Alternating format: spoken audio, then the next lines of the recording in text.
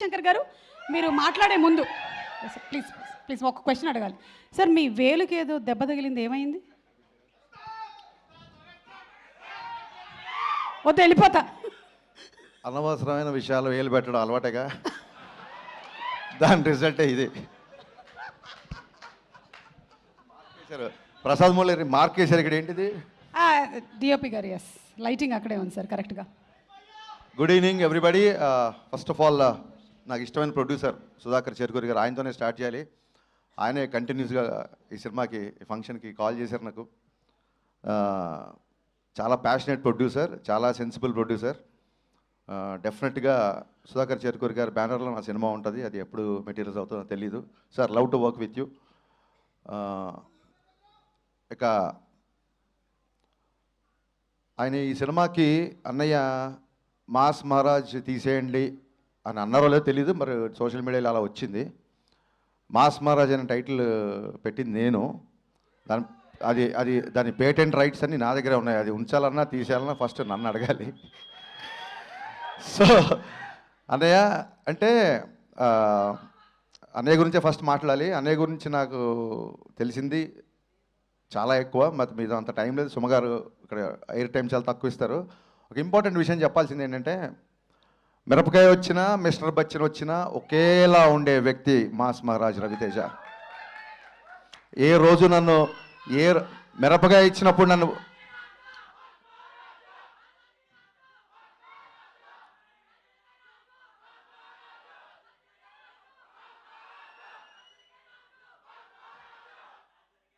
అది లెక్క. సో అన్నయ్య, మాస్ మహారాజ్ అనే పదం అది ఉంచాలా తీసేయాలా అనేది మీ ఇష్టం. బట్ మమ్మల్ని ఆపడం మాత్రం మీకు చాలా కష్టం, గుర్తుపెట్టుకోండి. అది జరిగే పని కాదు. సినిమా ఎలా ఉన్నా, ఇందాక బాబీ చెప్పినట్టు సినిమా సినిమా సినిమా. నేనింతేలో ఆయన క్యారెక్టరే సినిమా క్యారెక్టర్లో పెట్టారు జగన్ గారు. సినిమా ఎలా ఉన్నా సరే, ఆడిందా ఊడిందా ఏం పట్టించుకోవడం, నెక్స్ట్ డే షూటింగ్కి వెళ్ళిపోవడం. దీన్ని భగవద్గీతలో శ్రీకృష్ణ పరమాత్మ అదే చెప్పాడు. అంటే మీకు అర్థమయ్యే భాషలో నేను ట్రాన్స్లేట్ చేస్తా. బ్లాక్ బాస్టర్లు వచ్చినప్పుడు పొంగిపోకరా, ఫ్లాపులు వచ్చినప్పుడు కుంగిపోకరా అని చెప్పాడు. మరి ఆయన భగవద్గీత చదువుకున్నాడో లేదో నాకు తెలియదు, కానీ దీన్ని స్థితప్రజ్ఞత అంటారు అనేది దీన్ని తెలుగులో. ఆ స్థితప్రజ్ఞుడు ఈ క్వాలిటీ నేను ఇద్దరిలో చూసా. ఒకటి పవన్ కళ్యాణ్ గారిలో, మళ్ళీ సేమ్ క్వాలిటీ రవితేజ గారిలో చూసా. అది ఏ ముహూర్తాన ఈ క్వాలిటీ మీరు అలవర్చుకున్నారో నాకు తెలియదు, కానీ మీరు అలవాటు చేసుకోవడం కాకుండా మాలాంటి వాళ్ళందరికీ నేర్పించారు.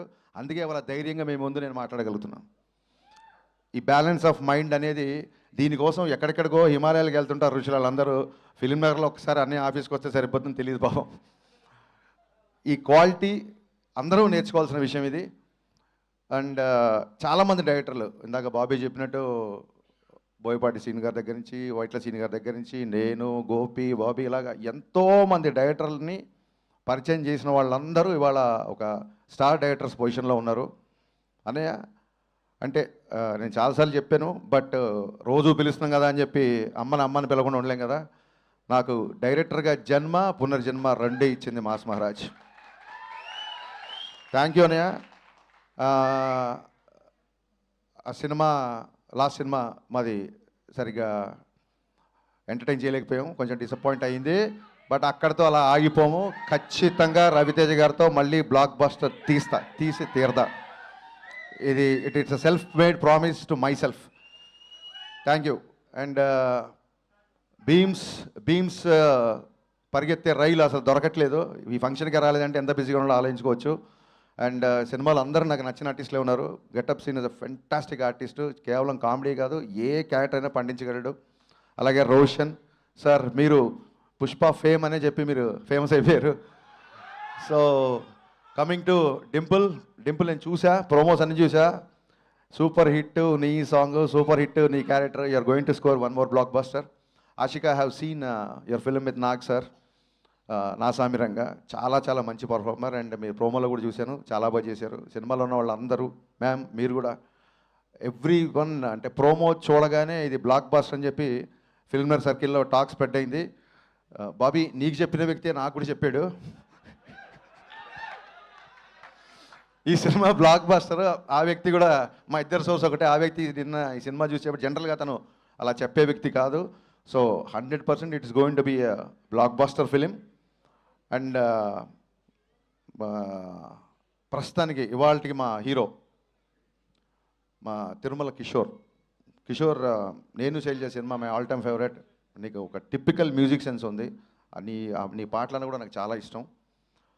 ఇప్పుడు మామూలు డైరెక్టర్ అంటే అతను ఒప్పుకోడు. He's director cum writer cum dancer cum actor. So మరి ఇన్నిసార్లు కమ్ అంటే రామా, ఖచ్చితంగా ఈ సినిమాకి వస్తాం. ఈ సినిమాని బ్లాక్ బాస్టర్ చేస్తాం. Kishore, this is going to be black buster.